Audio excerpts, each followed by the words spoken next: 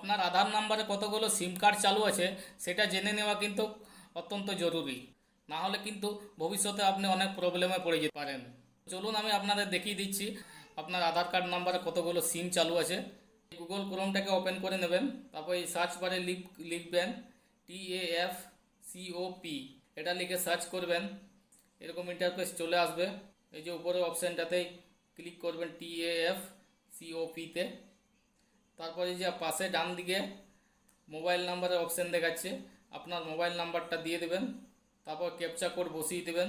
এখানে যে অপশানটা দেখাচ্ছে ভ্যালিডেট ক্যাপচা, এটাতে ক্লিক করবেন।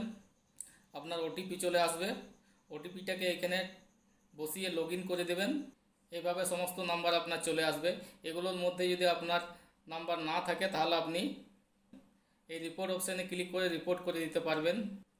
ভিডিওটা শেয়ার করবেন। এরকম টিপসে ভিডিও দেখতে হলে আমার পেজটাকে